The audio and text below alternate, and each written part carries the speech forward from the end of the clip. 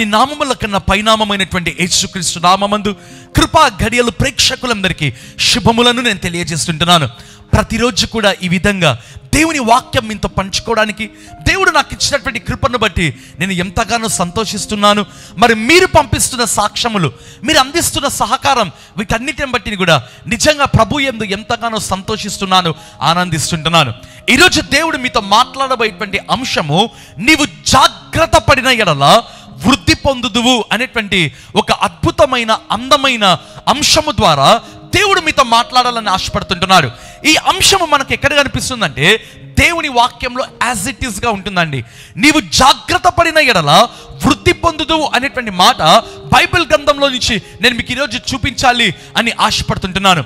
ఒకవేళ ఈ లోకపరంగా మీరు చూసినట్లయితే పైకి రావాలి, లేదా జీవితంలో పైకి రావాలి అంటే వారు ఏం చెప్తారో తెలుసా? అన్యాయంగా సంపాదించాలి, అక్రమ సంపాదన ఉండాలి, అప్పుడు మాత్రమే మరి ఒక వ్యక్తి పైకి రాగలరు. ఈ రోజులలో పైకి రావాలంటే ఇటువంటివి చేయాలి అనేటువంటి మాటలు మరి కనిపించడం ప్రారంభిస్తాయండి. అయితే చాలా సందర్భాలలో దేవుని బిడ్డలకు ఉండే ప్రశ్న ఏంటో తెలుసా? నీతికరముగా జీవిస్తే, కష్టపడి పని చేస్తే మాకు వచ్చేటువంటి లాభం ఏంటి, మేము ఏ విధంగా వృద్ధి చెందుతాం అనేటువంటి మరి మాటలు కూడా మరి వింటుంటాం. నేను ఎప్పుడు ఒక మాట చెప్తుంటానండి, ఎవరైనా అన్యాయంగా సంపాదిస్తే, మీరు ఎవరినైనా చూడండి, అక్రమంగా సంపాదిస్తే ఒక సామెత ఉంటుంది. ఏమంటుందో తెలుసా? ఎటు వచ్చానో అటు వెళ్ళిపోయాను. ఆ అక్రమ సంపాదన తెలిసి తీసుకుంటారు, తెలియకుండానే వారి చేతులలో నుంచి జారిపోవడం ప్రారంభిస్తుంది. ఒక విద్యార్థిగా నీవు అన్ని విషయాలలో జాగ్రత్తగా ఉండి వృద్ధి పొందాలి. ఒక ఉద్యోగస్తుడుగా నువ్వు వృద్ధి చెందడం దేవుని యొక్క చిత్తం. నీవు చేసే వ్యాపారంలో నీవు వృద్ధి చెందడం దేవుని యొక్క చిత్తం. ఆత్మీయమైన విషయములలో రక్షణ కావచ్చు, పరిశుద్ధత కావచ్చు, లేదా పరిశుద్ధాత్మ కావచ్చు, ఇటువంటి విషయములలో నీవు వృద్ధి చెందడం అనేటువంటిది దేవుని యొక్క చిత్తం అండి. దేవుని వాక్యంలో చూసినట్లయితే దినవృత్తాంతములు 1వ గ్రంథం 22వ అధ్యాయము 13వ వచనం, నీవు జాగ్రత్త పడిన ఎడల నీవు వృద్ధి పొందుదువు. ప్రియమైన వారలారా, ఇక్కడ చూసినట్లయితే రాజు అయినటువంటి దావీదు తన కుమారుడైన సొలొమోనుని చూసి ఒక హెచ్చరిక ఇస్తున్నాడు. ఏమని ఇస్తున్నాడు? నీవు జాగ్రత్త పడిన ఎడల నీవు వృద్ధి పొందుదువు. దావీదు ఇస్తున్నటువంటి హెచ్చరికలండి. దావీదు జీవితంలో మరి చూసినట్లయితే అప్పటికే తన కుమారుడైన సొలొమోను కొరకు ఎంతో బంగారు సంపాదించాడు, ఎంతో వెండి సంపాదించాడు. మరి చూసినట్లయితే ఎంతో మంది పనివారు, కొన్ని వేల మంది పనివారు ఉంటున్నారు దావీదు దగ్గర. అయితే సొలొమోనుకి ఏం చెప్పాలి? నా కుమారుడా సొలొమోను, నేను ఇంత సంపాదించాను, నీవు వీటిని జాగ్రత్తగా చూసుకోవాలి, నీవు వీటిని పోగొట్టుకోకూడదు. ఏ తండ్రి అయినా, ఏ తల్లి అయినా తమ పిల్లలకి ఇటువంటి జాగ్రత్తలు చెప్తారండి. అయితే దావీదు మీరు చూసినట్లయితే ఏమంటున్నాడు తెలుసా? నీవు వృద్ధి చెందాలి అంటే నీవు జాగ్రత్త పడాలి. ఇంగ్లీష్ బైబిల్లో ఉంటుంది, దెన్ యూ షల్ ప్రాస్పర్. నీవు అప్పుడు వృద్ధి చెందుతావు. ఎప్పుడంట? నీవు జాగ్రత్త పడిన ఎడల. ఇంతకు వేటి విషయంలో జాగ్రత్త పడాలి? అదే అధ్యాయంలో మీరు చూసినట్లయితే దినవృత్తాంతముల 1వ గ్రంథము 22వ అధ్యాయము అదే వచనం 13వ వచనంలో యెహోవా ఇశ్రాయేలులను గురించి మోషేకు ఇచ్చిన కట్టడల ప్రకారముగాను ఆయన తీర్చిన తీర్పుల ప్రకారముగాను.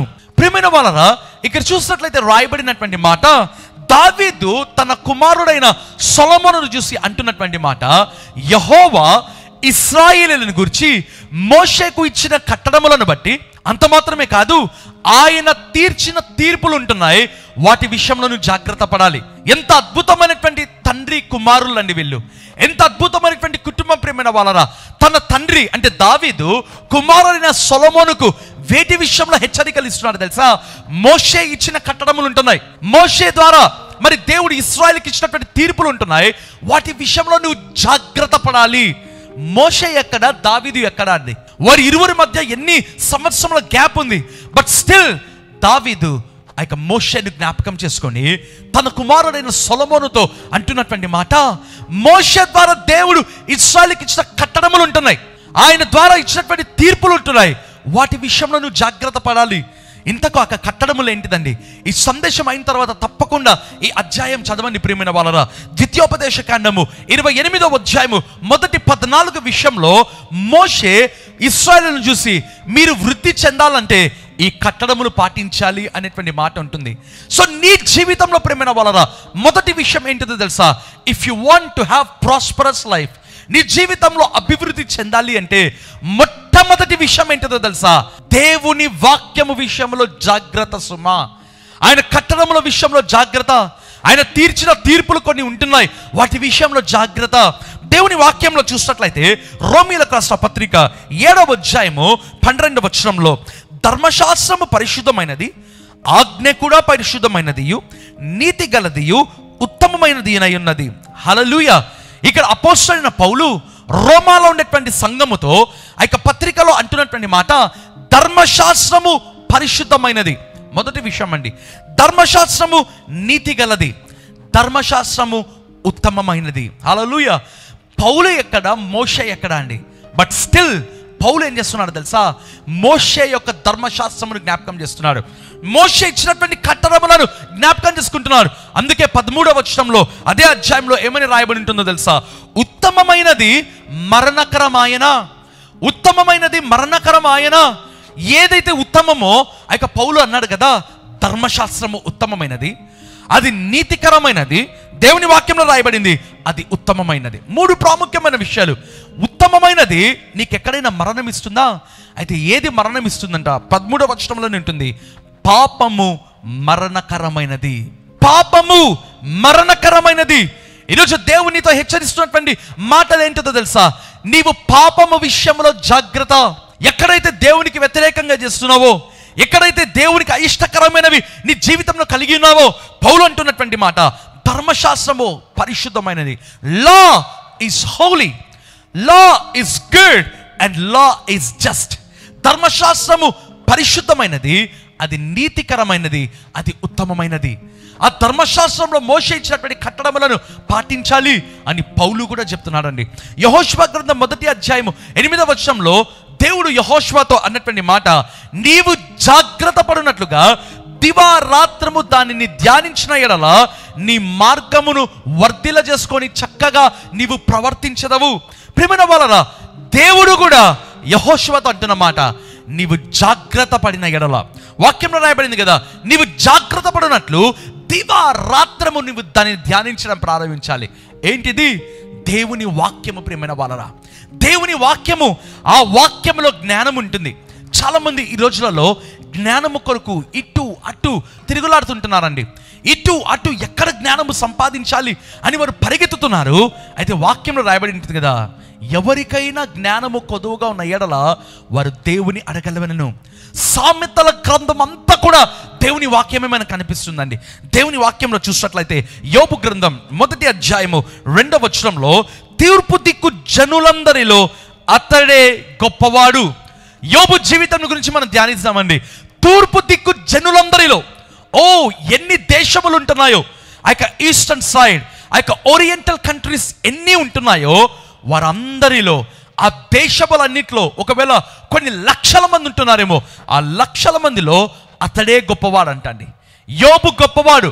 కారణం ఏంటిదో తెలుసా? వాక్యంలో కనిపిస్తుంది. యోబు గ్రంథం 1వ అధ్యాయము 8వ వచనం, అందుకు యెహోవా, నీవు నా సేవకుడైన యోబు సంగతి ఆలోచించితివా? అతడు యథార్థవంతుడును న్యాయవంతుడనై దేవుని యందు భయభక్తులు కలిగి చెడుతనము విసర్జించిన వాడు భూమి మీద అతని వంటి వాడు లేడు. దేవుడు యోబు గురించి ఆలోచిస్తున్నాడండి. హల్లెలూయా. ఎంత అద్భుతమైనటువంటి మాట. దేవుడంట యోబు గురించి ఆలోచిస్తున్నాడు. అందుకే అంటున్నటువంటి మాట, లూసిఫర్ అందమా, సాతానును చూసి దేవుడు అంటున్న మాట, నా సేవకుడైన యోబు సంగతి ఆలోచించితివా? నీ గురించి దేవుడు ఆలోచిస్తాడండి. నీ గురించి దేవుడు ఆలోచిస్తాడు. నీ కుటుంబం గురించి దేవుడు ఆలోచిస్తాడు.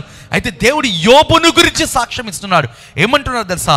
అతడు యథార్థవంతుడును న్యాయవంతుడనై దేవుని యందు భయభక్తులు కలిగి చెడుతనమును విసర్జించిన వాడు భూమి మీద అతని వంటి వాడు లేడు. హల్లెలూయా. యోబు 1:2లో తూర్పు దిక్కు జనులందరూ అతడే గొప్పవాడు అంటే, అతని ఆస్తి కావచ్చు, ధనము కావచ్చు, అతని వంటి వాడు తూర్పు దిక్కున ఎవరు కూడా లేరు. అయితే పరిశుద్ధత విషయంలో తూర్పు దిక్కు కాదంటండి. దేవుని వాక్యంలో రాయబడింది భూమి అందంతట. ఎందుకు అతడే గొప్పవాడు? మరి చాలా సందర్భాలలో యోబు ఎంత గొప్పవాడు అని ఆలోచిస్తామండి. అయితే అతడు గొప్ప కావడానికి, అతడు వృద్ధి చెందడానికి తూర్పు దిక్కులు అందరిలో కంటే అతడు గొప్పవాడుగా ఉండడానికి 8వ వచనం ఏమని జవాబిస్తుందో తెలుసా? భూమి మీద కోటాను కోట్ల మంది ఉన్నారు, వారు అందరిలో అతడే యథార్థవంతుడు, అతడే న్యాయవంతుడు, అతడే చెడుతనము సృజించిన వాడు, దేవుని యందు భయభక్తులు కలిగిన వాడు. ప్రేమైన వాళ్ళరా, యోబు జీవితంలో చూసినట్లయితే తన కుమార్తెలు ఎక్కడ పాపము చేస్తారో అని జాగ్రత్త పడినట్లుగా దేవుని వాక్యంలో ఉంది. నీ జీవితంలో 2 విషయంలో జాగ్రత్త. ఒకటి దేవుని వాక్యం విషయంలో, రెండవదిగా పాపము విషయంలో. నీవు జాగ్రత్త పడిన ఎడల నీవు వృద్ధి పొందుతావు. హల్లెలూయా. ఈరోజు దేవుడి యొక్క సత్యము మనకు బయలుపరిచి ఉంటుండగా తలలు ఉంచినట్లయితే మీ జీవితంలో వృద్ధి చెందినట్లుగా నేను ప్రార్థన చేస్తాను.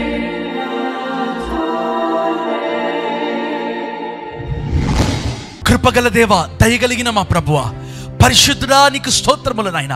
అయ్యా, ఇదిగో ప్రభువా, నీ ప్రియ బిడ్డలతో మీరు మాట్లాడి ఉంటున్నారు.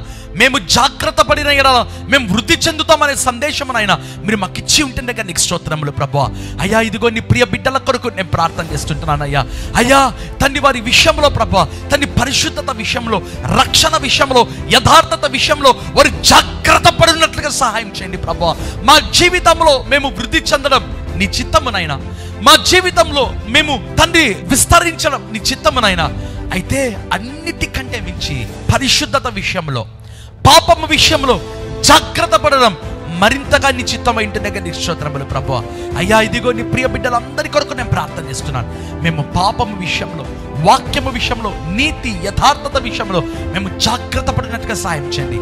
విద్యార్థులుంటే వారి విద్యలో వారు వృద్ధి చెందాలి, ఉద్యోగస్తులుంటే వారి యొక్క ఉద్యోగంలో వారు వృద్ధి చెందాలి, తండ్రి వ్యాపారస్తులుంటే వారి వ్యాపారంలో వారు వృద్ధి చెందాలి, కుటుంబంలో కూడా సంఖ్యాపరంగా కూడా వారు వృద్ధి చెందాలి ప్రభువా.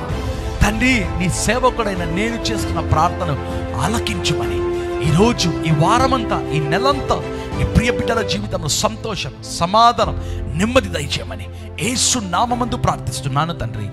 ఆమేన్. ప్రియమైన వాళ్ళరా, ఈ లింక్ని షేర్ చేయడం వలన ఈ పరిచర్యకు మీరు సహకరించిన వారు అవుతారు. Joseph Prasanna Kumar YouTube channel వెంటనే సబ్స్క్రైబ్ చేయండి, బెల్ ఐకాన్ క్లిక్ చేయండి. దేవుడు మిమ్మల్ని దీవించును గాక. ఆమేన్.